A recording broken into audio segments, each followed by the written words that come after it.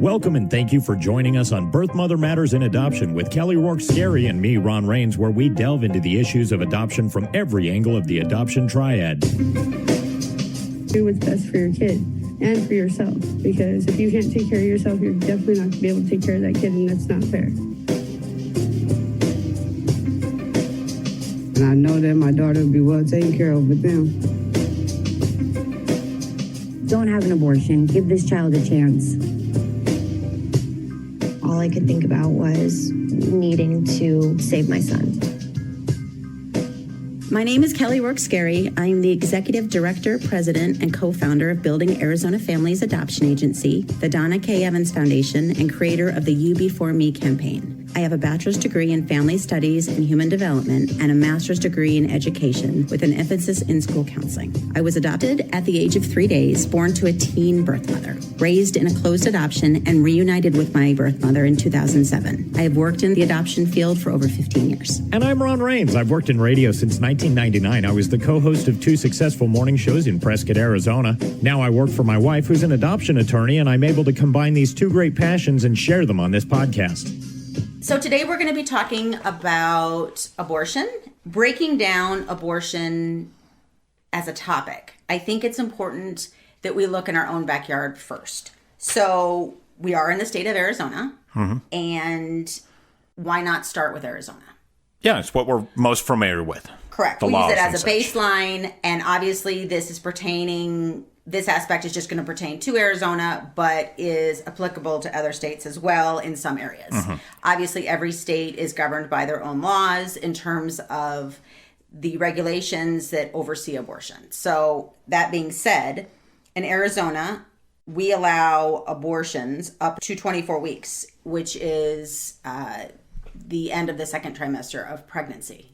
24 weeks. Now, you've talked about this before, but what does a baby in the 24th week in the womb look like? What is that? What are some of the characteristics of it? Because this just blows me away when you do this. This blows me away too, because it is almost unimaginable. So at 24 weeks with medical intervention, most babies can survive. So if a baby is born at 24 weeks, obviously they will have to go into the neonatal intensive care unit, and they will require medical assistance until they reach probably 28 to 32 minimum weeks before they could even come out of that high level of care and then transition maybe into a lower level of care. Okay. So at that point, we're talking about life. Oh, absolutely.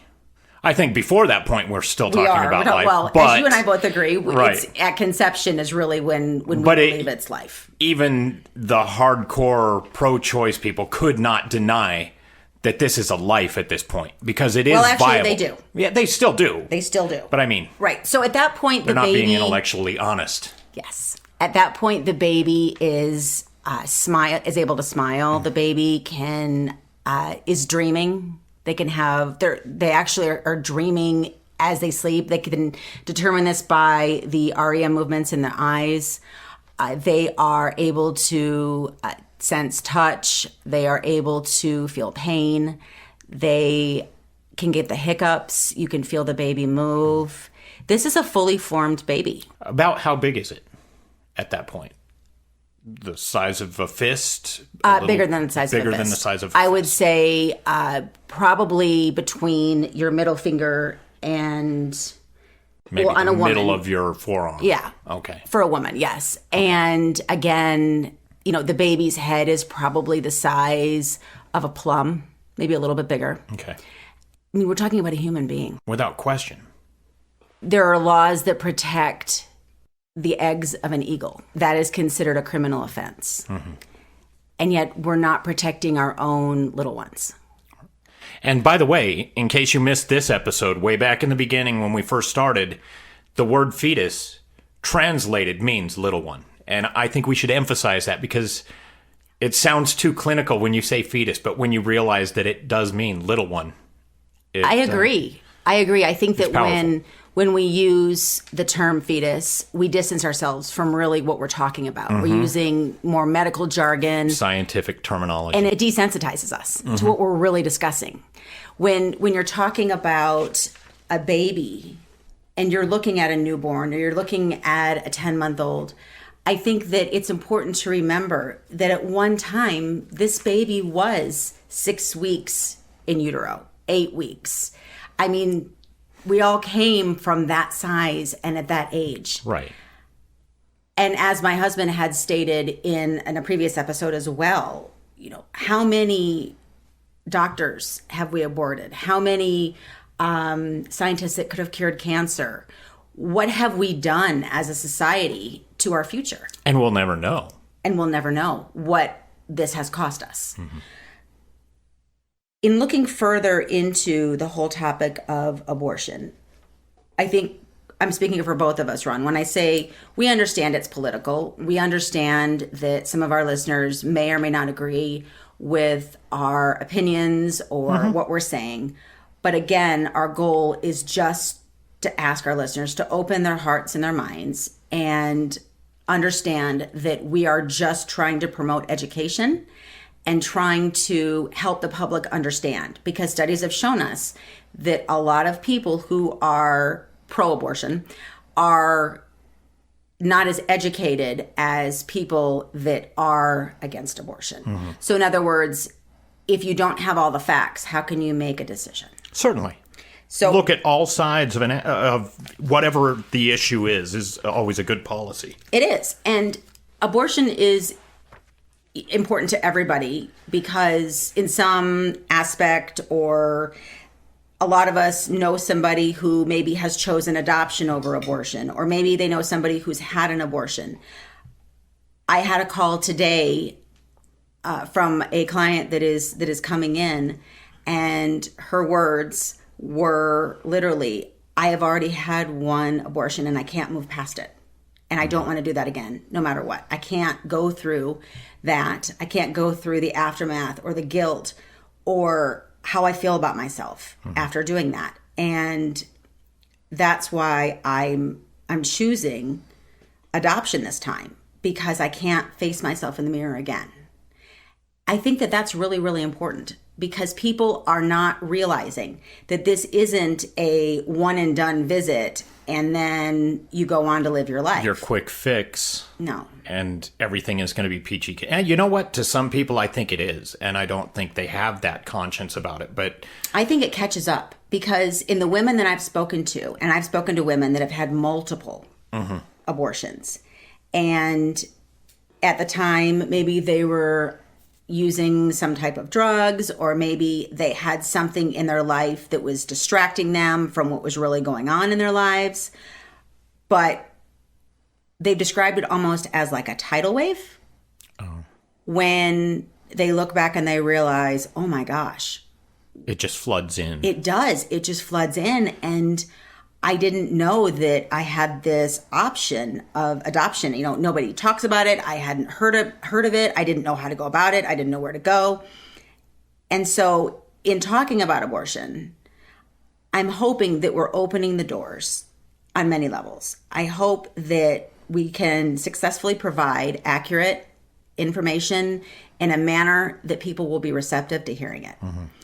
And I hope that we are able to really look at what's going on in our backyard, in our country, even aside from all of the political aspects of it. It's really what it boils down to is we're talking about a baby. One of the questions that I get from, not from clients that we work with, but from people who are just wanting to broach the abortion subject with me, and that is, well, isn't it lucrative? Isn't it financially lucrative for some entity? The answer is yes. You mean abortion? Correct. Okay. It is financially lucrative. If you have now medicinal, am I saying that correct? Sounds right. Yeah. So the abortion pill is, in the state of Arizona, approximately $560. Wow. Which, in my mind, is expensive. I think so, especially when you're talking about those who would do that, that are in a situation that they would do that. Yes. That's a lot of money. So up until 11, so the average, and I pulled 2 different providers that are Arizona providers, up to 11 weeks and 6 days, the cost ranges from $560 to $620. At 15 weeks, the cost ranges from $740 to about $800, give or take. At 20 weeks, it ranges from $1,800 to $1,900. And then as we go up, it continues to increase. And up until the 23 weeks and 6 day mark, it ranges. The cutoff point in Arizona. Correct. It ranges from $2,400 to $2,500. Wow. For me, this isn't a money issue that I have a problem with. It is 100% what people are choosing. This goes down to when they say, when you make a decision, is it life or death? This is life or death. Right. This is not, there's no in the middle. So when you hear that phrase being tossed around, because you've got to have heard it. When people say, oh, come on, it's not life or death. Come on. Like when they're talking about something about, well, do you want a red car or a black car? Right. It's not a life or death decision. It's easy. But this this is one a life is or death a life decision. or death. Yeah. And I can't fathom how we can't really provide significant education to women that are considering abortion. I know that there is some legislature where they have to come back 2 times before the procedure, and they do some counseling, and there has to be an ultrasound. There's certain aspects where they're starting to educate. But I think that if we were to mandate more education prior to a woman choosing abortion, I think that would drastically cut the rates of abortion as well. And I think one of the bigger things that people need to be educated, because I wasn't educated about this, is, and you don't hear this in the abortion debate as much as you would think you would, is the education of adoption and what an option that is.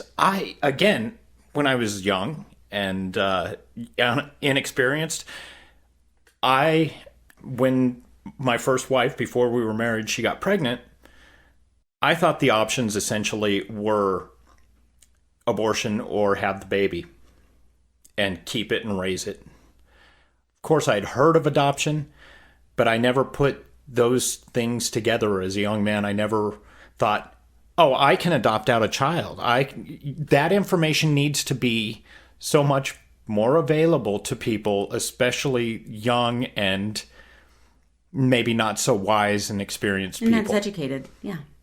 And I think when you see people on TV debating abortion, I would love so much more to hear, adoption is a beautiful, beautiful option that you could take that road and maybe not suffer for it down the line, realizing what you've done.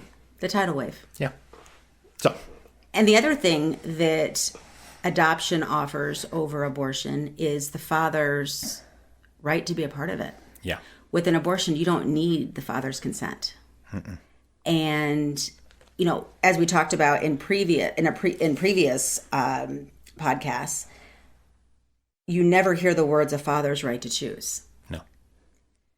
But yet, if you're choosing adoption, the father has to be notified, and he has the right to contest, and he has the right to try to parent. Right.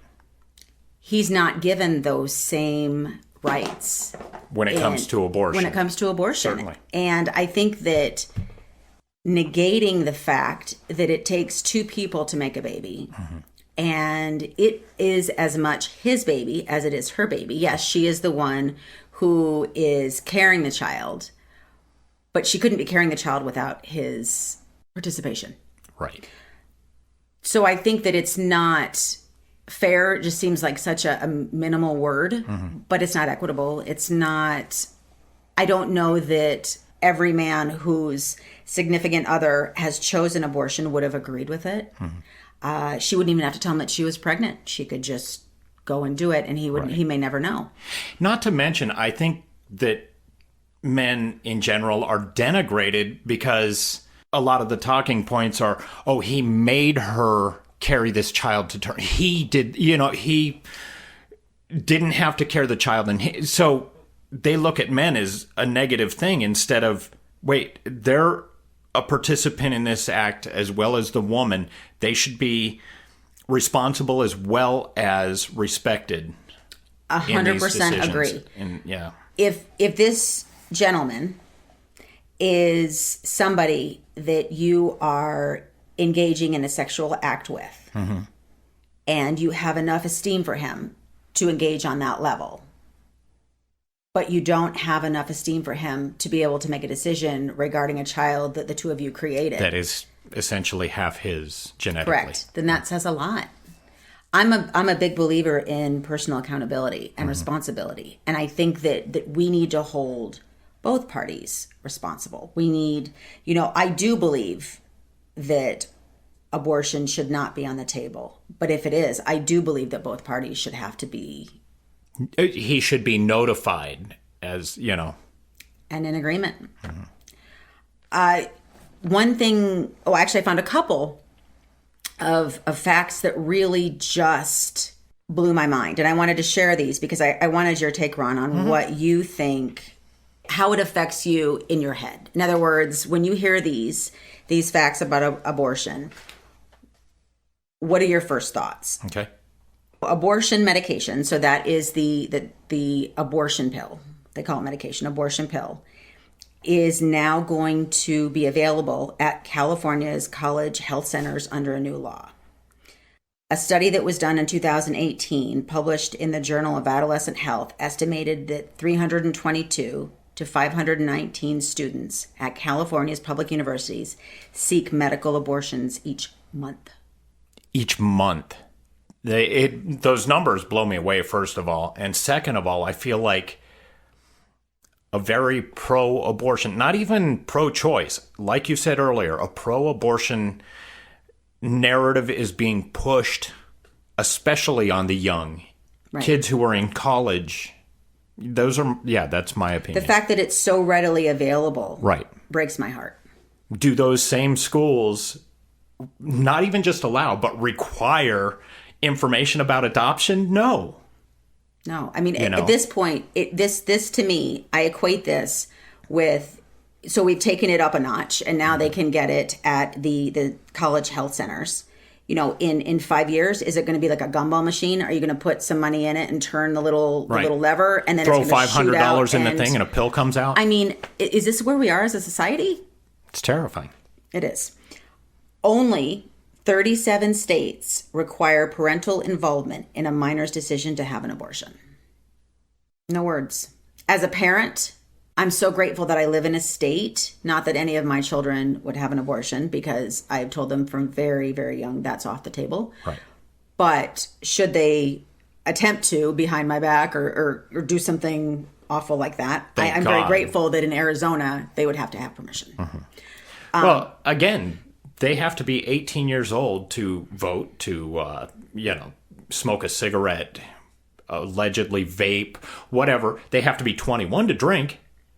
But at 14, 15, they can just, in some states, not Arizona, they can just go in without a parent to say. In 13 states. Yeah. Yes. When the CDC is doing their data, and they are an exceedingly credible source, a lot of us look to the CDC for numbers and education information. It is unfathomable to me that states are not required to submit abortion data to the CDC. The majority do, but they're not required to do so. So we don't really have, as a society and as a nation, accurate abortion numbers. Right. We almost have a lot of good numbers, and then after that, a best guess. Correct. Because it is not a requirement. Correct. Interesting. Which I disagree with. Especially because in the past, and in some areas, there is funding and federal funding. And I think that needs to be accounted for. And I would really hope that would change. The Planned Parenthood annual report covering the 2017-2018 fiscal year was published last January, and the number of abortions performed by Planned Parenthood rose to 332,757 abortions, an increase of over 3%. Adoption referrals dropped by over 25% to 2,831. The abortion provider, being Planned Parenthood, makes one adoption referral for every 117 abortions. That you've said this statistic before, Right. And That's less than I think 1%. it bears repeating often, because they are not putting out the information that is available to people. Every 117 times they go, oh yeah, you could place this child in a loving home and let it essentially live. Okay. Yeah. So that's really hard for me to process, because for a long, long, long time, Planned Parenthood has always been looked to as, a resource. And I think it's important, again, to understand that these big entities, these big corporations like Planned Parenthood have funding to be able to do this mass advertising where, adoption agencies don't have that same level of funding. Right. We do the best we can on getting information out, but we don't have the resources that other entities have. Of this national organization. Right. For instance, the company MAC Makeup just endorsed Planned Parenthood this year and has made a huge donation. That MAC Makeup is huge. That's a huge, huge, huge corporation. And so they're assisting in the funding of Planned Parenthood. And so within that funding, that allows them to do advertising and marketing and so forth. And again, nonprofit agencies just can't compete. Of course not. With that level of marketing. We do the best we can to get the word out on what options are. But again, it really depends on who's listening. We have a pregnancy crisis hotline available 24/7 by phone or text at 623-695-4112, or you can call our toll-free number 1-800-340-9665. We can make an immediate appointment with you to get you to a safe place, provide food and clothing, and started on creating an Arizona adoption plan or give you more information. You can check out our blogs on our website at azpregnancyhelp.com. Thank you for joining us on Birth, Mother Matters, and Adoption, written and produced by Kelly Rourke-Scary and edited by me, Ron Rains. If you enjoy this podcast, rate and review us wherever you listen to podcasts. And as always, thanks to Grapes for letting us use their song I Don't Know as our theme song. Join us next time for Birth, Mother Matters, and Adoption. For Kelly Rourke-Scary, I'm Ron Rains, and we'll see you then.